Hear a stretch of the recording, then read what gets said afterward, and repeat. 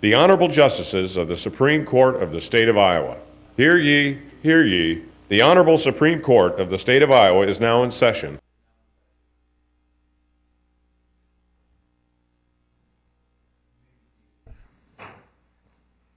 This afternoon we have 3 cases for submission. The first being Thongvanh versus State of Iowa. The second being Susie versus Family Health Care of Siouxland. And the third being at Iowa Supreme Court Attorney Discipline Board versus Bergman. The third case is non-oral and is deemed submitted at this time. And we're ready for the argument in Thongvanh versus State of Iowa. And Ms. Hunter.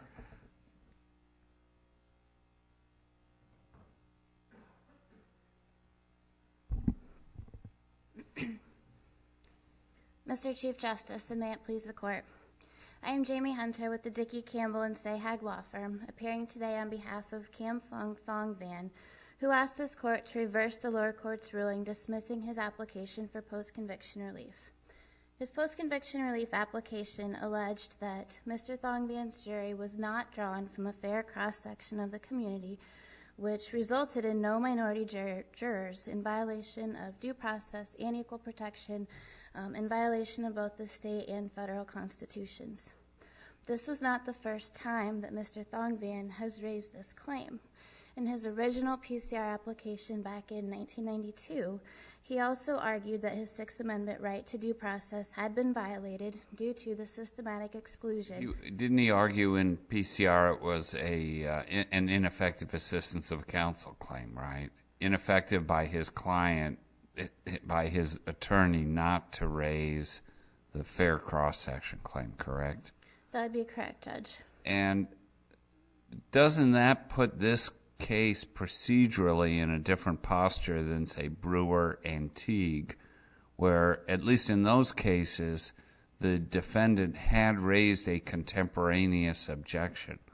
So isn't that an additional hurdle that needs to be addressed? What do you do about the situation here? Even if we decided, say, that Plain is retroactive, does that excuse failure to raise a challenge to the jury pool or the panel at the original time?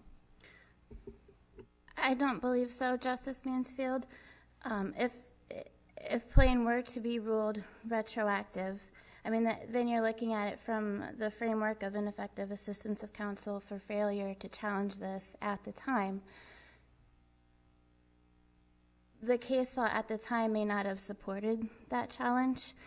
Certainly, Plain was not in effect at that time. So Plain constitutes the new law, which we are now relying on. We can look at Plain to determine. But for ineffective assistance of counsel, you'd still also have to show prejudice, right? Sure, and the prejudice would be that he did not receive a fair trial. It undermines the accuracy of his conviction because there were no minorities on the jury panel or on the jury pool.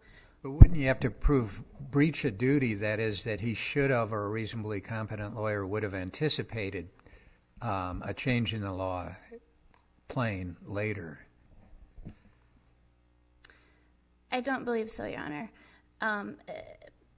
And particularly with the way that, well, I come here today to ask for the retroactivity in this case for a couple of reasons. One is even based on Teague, but then 2, to provide for a general rule of retroactivity, that this should have been applied way back to his original conviction in 1984, that should not stand because we have this new rule of criminal procedure. So even if we take out the first post-conviction relief application, his original conviction in 1984 was unfair and in violation of his constitutional rights, and so it should date back to then. Don't you have a bigger problem here, though? In Plain, we kept the Duren test, and there's 3 prongs to the Duren test, and the third prong is the one dealing with it has to be systematic exclusion. And in your client's last PCR, the second Thongvanh 2, as I call it, we ruled that you failed to satisfy the third prong, even if you satisfied the first and second. So how can you prove prejudice if you haven't proved the third prong, even if plain is new law and even if it's retroactive? Because I don't think that we can get to that third prong of the Duren test without first proving that there has been underrepresentation in the jury pool. Yeah, but we've already decided you didn't meet the third test, even if there was a problem. So isn't that sort of res judicata? Because it's independent than the percentage tests that we use, standard deviation and otherwise. So the third prong of the Duren test is underrepresentation is due to systematic exclusion of the group in the jury selection process. In order to even get to the systematic exclusion, we have to first find that there was underrepresentation. And in Thongvanh, the first Thongvanh PCR opinion, the court found that there was no underrepresentation. So if we go back and take a look at Didn't we say even if there was underrepresentation, there was no systematic exclusion? I would have to look at the opinion to get the exact language from it. But I know what you're referring to, Justice Wiggins, and it was a one-sentence line in that appeal. Additionally, we don't have all of the data that went into that decision. Part of the record is just that appellate opinion and not all the underlying court filings, so I'm not sure what that was based on. But in addition to that, I would also point out to this court's very recent decisions in Veal and Lilly, which provided district courts additional guidance in how to determine whether there was systematic exclusion. For example, we're only looking to individuals over the age of 18. We would exclude ineligible voters in the case, particularly in a jurisdiction where there might be a prison where some of those numbers might be skewed. So the court back in 1992 or 1993 did not have the benefit of the additional reasoning set forth in Veal and Lilly, and so that's an additional reason why we can go back and take a look at first whether there was underrepresentation using some of the other models that Plain allows us to use, and then two, we can then, only then, can we look at whether there was systematic exclusion, and we have the benefit of Veal and Lilly to make that determination. What's your best argument that Plain is retroactive? Well, there's two arguments. I mean, our preference... That's two arguments, then. I would say that our preference would be a general rule of retroactivity. I think that provides the most fundamental fairness and accuracy of convictions. But if we want to look at Teague, that is a baseline, the minimum. We can't go below Teague in determining whether or not a new rule is retroactive or not. So we can use Teague as a starting point and then add some teeth to it. And in doing so, we can look at, okay, does this go to the fairness and the accuracy of the conviction? And to support that, I would contrast some of the language in Teague, which Teague specifically stated, because the absence of a fair cross-section of the jury veneer does not undermine the fundamental fairness that must underline a conviction or seriously diminish the likelihood of obtaining an accurate conviction, that it's not a bedrock procedural element. Now, that was about 30 years ago.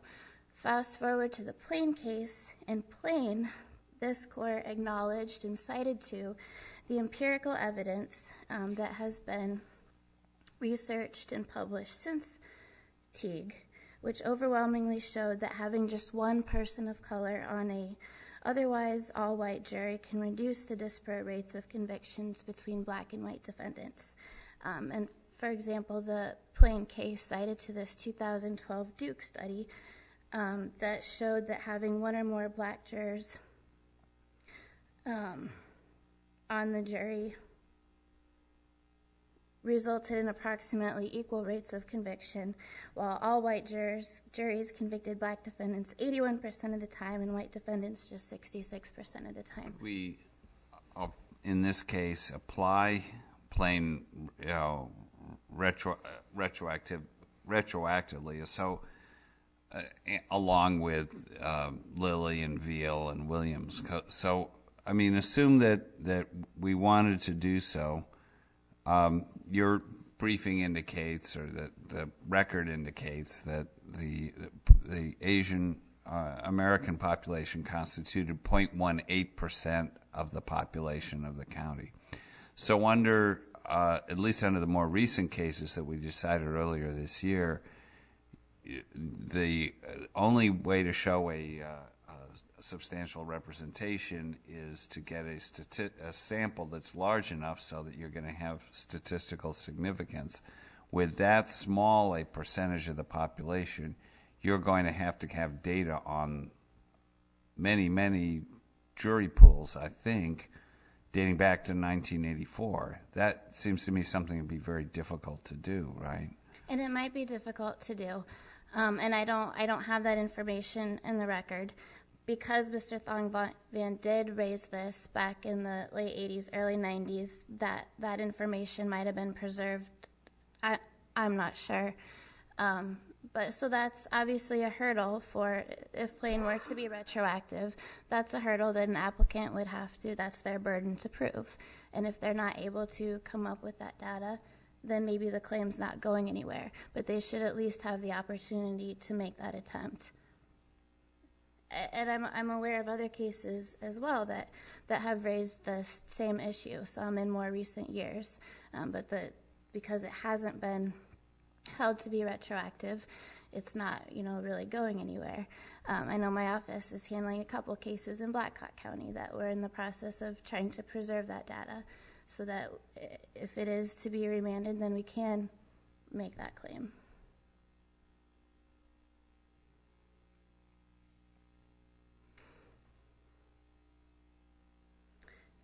And going along with the Teague, I'm sure this court as well, we cited to Danforth in the brief, which explained that Teague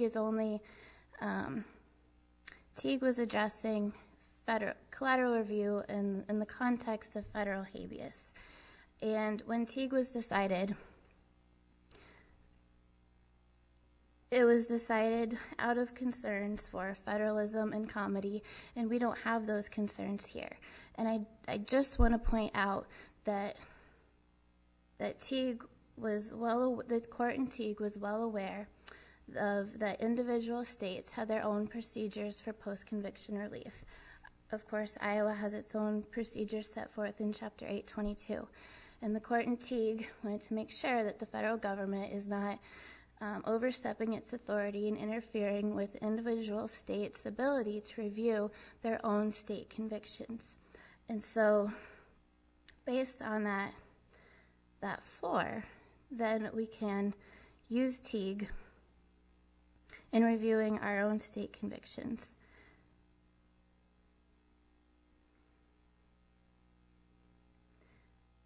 And to acknowledge that Teague is a constitutional floor, and that Iowa has never settled for a constitutional floor when it comes to equal protection or privileges and immunities. As Chief Justice Cady has observed, this court has consistently placed Iowans well ahead of the curve on an arc bending towards justice, and I would encourage this court to do the same. When we compile our jury pools, we rely in part on voter registration data. When an individual is convicted of a felony, they're not eligible to vote. That skews the names that the people that can comprise of our jury pools. And when those convictions can be called into question for instances like this, when they did not have a fair cross-section of the community, we're continuing to perpetuate that cycle of unfairness. And so by simply kicking the can down the road and not applying plain retroactively to all of these convictions that may very well have been unfair in violation of these applicants' constitutional rights, we're continuing to perpetuate that cycle for juries even into the future. If we call a jury today, it still can be flawed because the underlying convictions that prevent some of these minorities from even serving on the jury.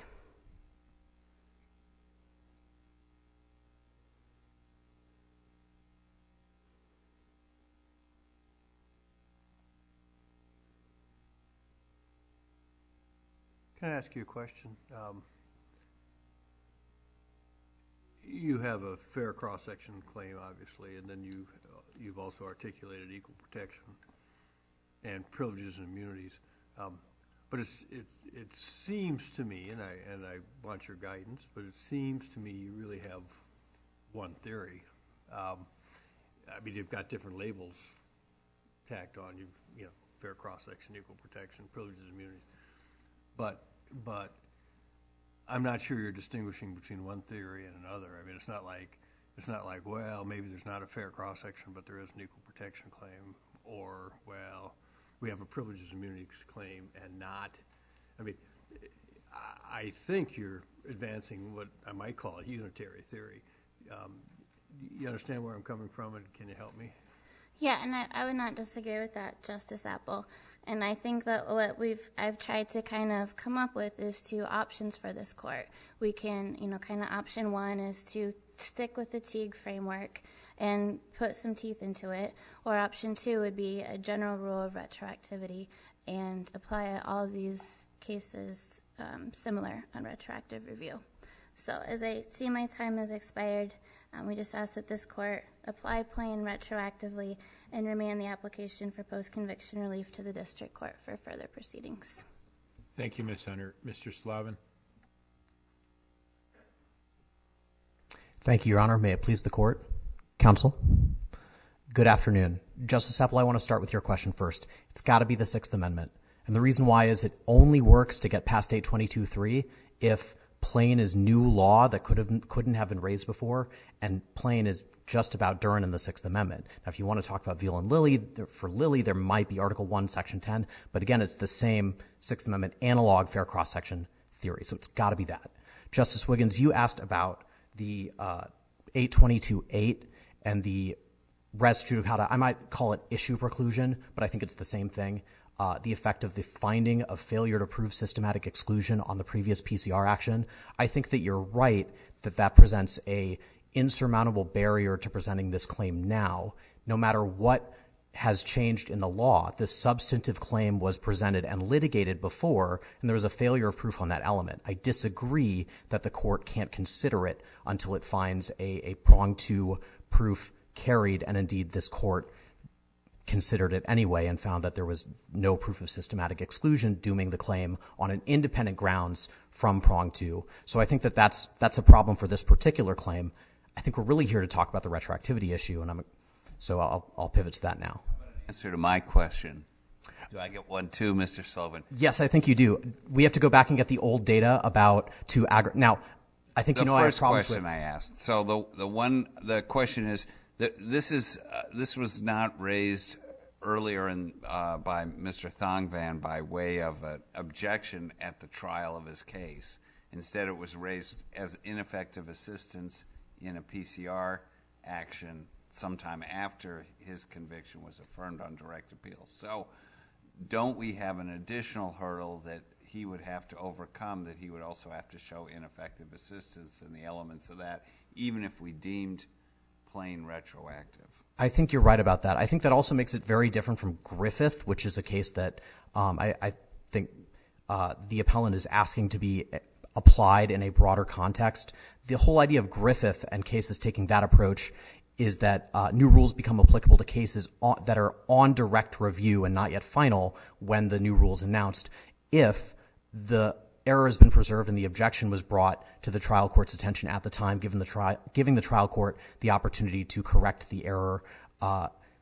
In this context where error was not preserved, I mean, the trial court was never put on notice of any perceived problem with the jury panel, never asked to strike the jury panel and bring in a new one, and then this has always been an after-the-fact attack on the trial proceedings, and it's always been in the context of ineffective assistance of counsel. So don't we have a number of reasons maybe not to reach the retroactivity of plain in this case?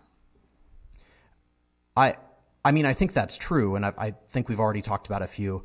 I know this court's going to reach it eventually, and I have thoughts on it, so I would like to talk about it. But I think you're right to identify all those issues in this case. The other question that you asked was about, do we have to go back and get all of the data to aggregate a sample size to apply the test from Lilly and Veal, and isn't that going to be hard going back? I think you're right about that. We also have needs for proof on prong 3, including local jury manager practices in assembling, in selecting jurors, sending out summons, entering data from questionnaires, and ecological effects. We're talking about 0.18% of the county. If there are fact-specific characteristics of that community, I mean, I believe Mr. Thongvanh wasn't fluent in English, and English fluency is a requirement for eligibility for jury service. So if that's something that exists in that small community in Webster County, I mean, that's going to affect the fair cross-section analysis. Also, if there's a proportion of them who are not U.S. citizens or who are disproportionately under 18, right? And all of these are fact-specific things that it's going to be very hard to build a record on when we start going that far back in time, which I think speaks to the policy consequences of a finding that Plain should apply retroactively, or that any of these decisions should apply retroactively. Of course, that means that challenging the conviction of 1984, let's just say, or even earlier, is going to be almost impossible. Because the information is not going to be available, or it's going to be very difficult, I guess. But on the other hand, hit the highlight of Ms. Hunter's argument, which is, well, you know, this is maybe at 50,000 feet, but juror makeup makes a difference. Our system assumes that. I mean, you know, we have rules regarding jury composition. We have voir dire. We have instructions. We assume that the people on the jury are going to be very important to our outcomes. And she cites one empirical study. There are a number of empirical studies, actually, that suggest that the manner in which juries deliberate might be different when there's members of racial minority on it. So it's not quite kind of a naked procedural question. It does affect outcomes in some cases. Well, so the reason that we have a fair cross-section right is not because of an effect on outcome. It protects different values. The 3 values identified in Plain, and I just want to make sure I get all of them. There's democratic society involvement in our jury trials. Plain says civic participation.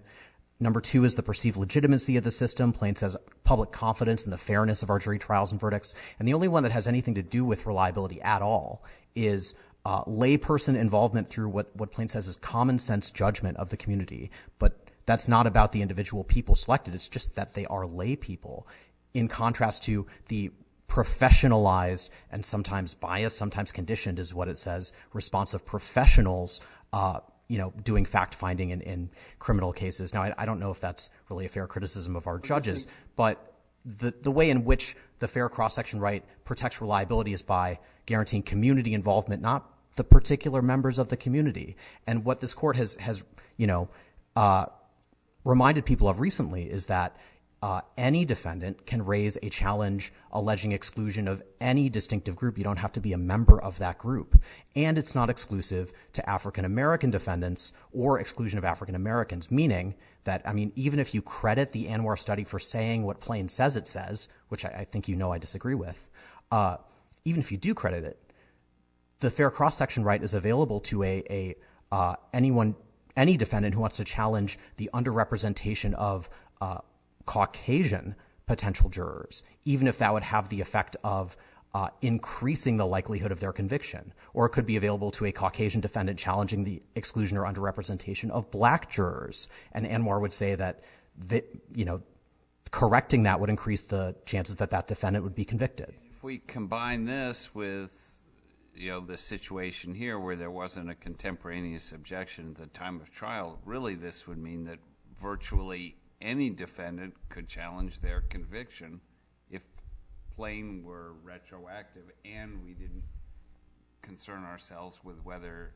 a similar type of objection had been made at the time of trial. Right. I think you're correct to identify a floodgates problem. And the floodgates problem isn't even present, or it's not alleviated by saying that you won't grant relief in that many cases. The floodgates become problematic because of the burden of performing the inquiry in all of these cases and litigating them out, because that's a really fact-intensive inquiry in each individual case.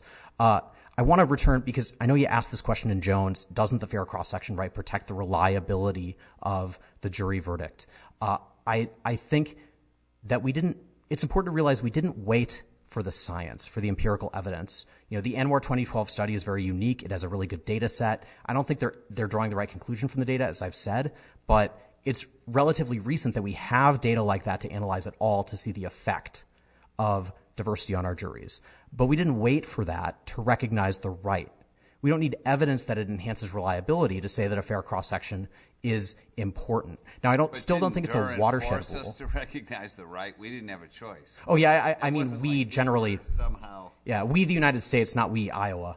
But I take your point. Now, On the issue of retroactivity, this is, again, 50,000 feet, but the notion is, well, I mean, this is kind of a simplistic notion maybe, but merely procedural developments are not retroactive because it doesn't really affect substantive rights and outcome and so forth. This is a little different than a merely procedural right. That's the argument I hear Ms. Hunter advancing. And she advances it because who is on the jury affects the nature and quality of jury deliberation. So it's not really a time, place, and manner quite. I mean, it has more effect on outcomes, and doesn't that factor into the retroactivity analysis in some way?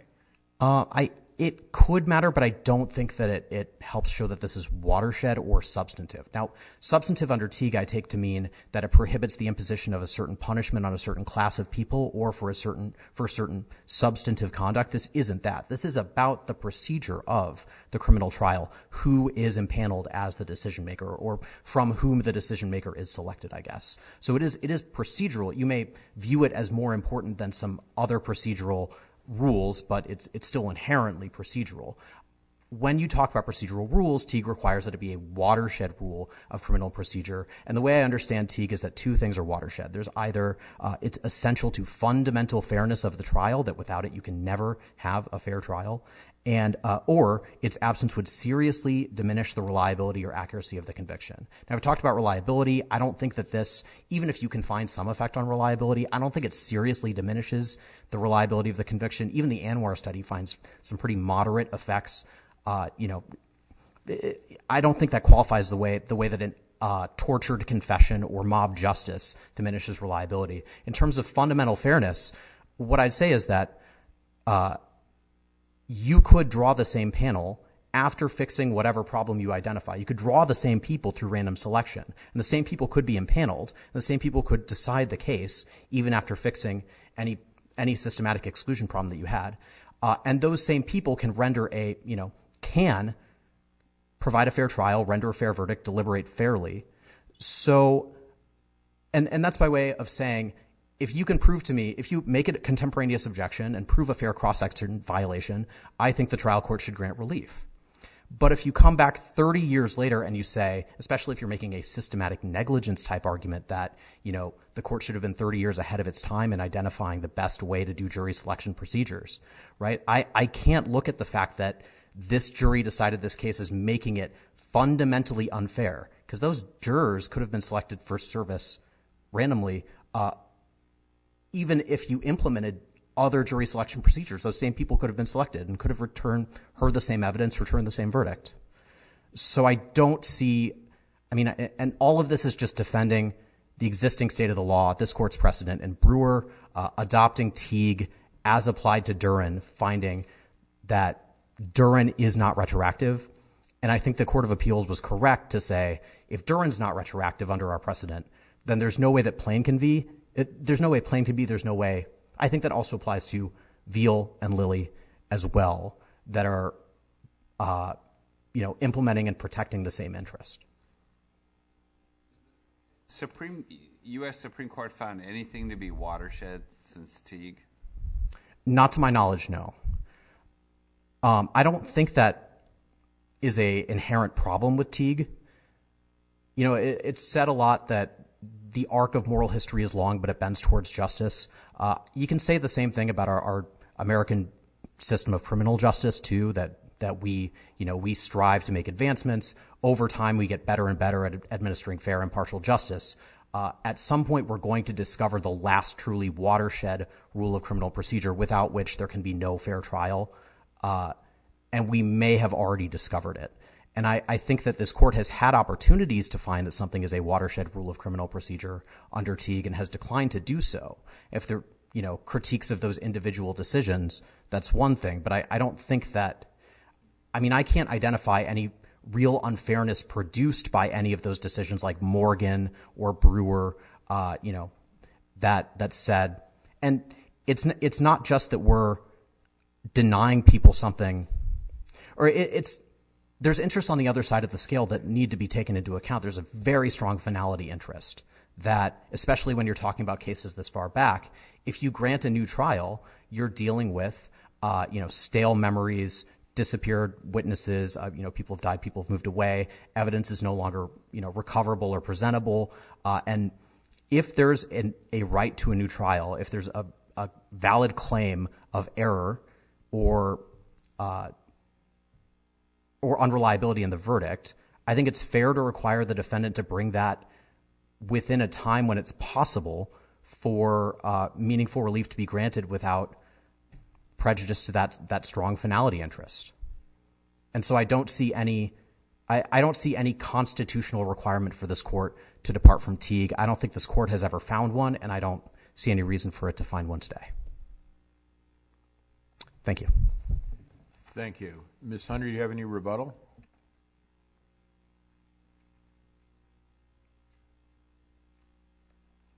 Thank you, Justice Wiggins. I'd like to just start with your question regarding the systematic exclusion and whether there is issue preclusion in this case.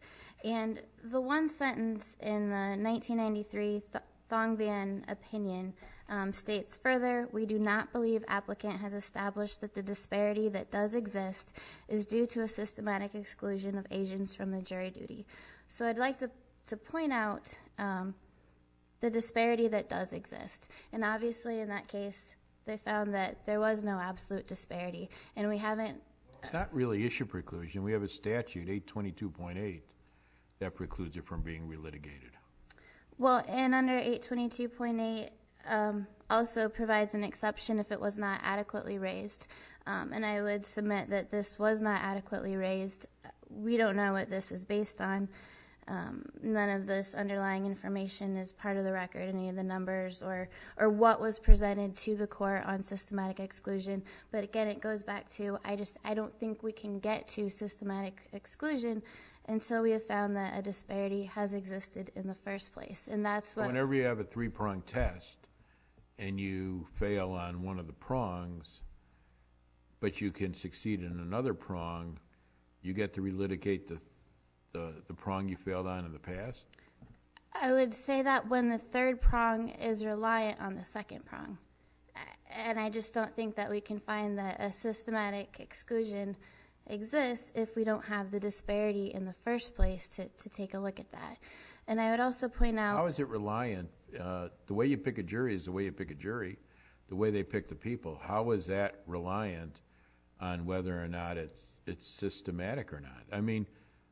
what the percentage are. They used certain procedures back then to pick a jury, and the court in the old Thongvanh case said that was not a systematic exclusion. It was the proper way to call juries to the courthouse. So what difference does it make what the figures are? Because even if the figures show there was a problem, if it wasn't due to a systematic exclusion, you still don't win. So one of the issues, though, is we don't know how they picked the jury. We don't know how they came to this conclusion. And so then, again, I would circle back to Veal and Lilly and this court providing additional guidance as to how we determine whether or not there was systematic exclusion. And I just wanted to note, too, that in the appellate opinion, Justice McDonald didn't address that issue, or the appeals court didn't, from my reading of it, didn't appear to think that was the holdup here, was a systematic exclusion portion of it, because first we need to know whether Plain is retroactive. And obviously the appellate court was not at liberty to overturn Brewer. I think in Lilly, Williams, and Veal, where I wrote what I guess ended up being the majority, I did give the defendants in all those cases the opportunity potentially for a do-over on the systematic exclusion once the court had redefined what was necessary to meet the underrepresentation prong. So one could argue that there is a connection between the two. I would agree, Justice Mansfield. I'm trying to imagine if we would write an opinion that'd come down like you're requesting, imagining myself in district court. And if you're saying it's retroactive, and I'm not sure what the number is, but it's not going to be just this case. I'm sure there are others where they raised an issue 10, 20, 30, 40, 50 years ago. Can you imagine? Tell me, how's that going to play out? Well, again, the burden is then on the applicant to demonstrate that there was underrepresentation of the jury and to demonstrate the systematic exclusion. And so how it would play out would be, that's up to the applicant to present that evidence to the district court, and many of these cases might very well be resolved on summary disposition. But I think and then we might be here again. Well, I don't want to. My point is that you say that's how it would play out, but I'm trying to get you to maybe converse with me a little bit about, is that a realistic way? Is that a realistic solution for us to give to the district court to handle these cases? You may say it may not be successful and the burden's on the applicant, but the process of getting there, I think, would be absolutely huge. Well, and my time has expired. Justice Wiggins, You may sum up. Would you like me to may I answer her question? Answer her question and then sum up. I don't think so. I don't think that it would be as complicated as we may fear it to be. I think regardless of whether or not Plain is retroactive, applicants are still going to be making these claims to the district court. They're still going to, after Plain, they're still going to be filing for applications for post-conviction relief. And if this court finds that Plain is not retroactive, that applicant, in my experience, is going to try to find a reason why there's an exception that it pertains to them and their case, and they're still going to file it, and they're still going to get in front of the district court. And again, we're still going to be resolving these possibly on summary disposition. And if they don't have any of the data that's necessary to support their claim, or obviously if this Plain is not retroactive, then the district court can dispose of it on any of those grounds. So again, we would ask that this court find Plain to be retroactive and remand Mr. Thongvang's application for post-conviction relief for further proceedings. Thank you. Thank you very much. At this time, the case of Thongvanh versus State of Iowa is considered submitted and will be ready for the next argument in Susie versus Family Health Care of Siouxland.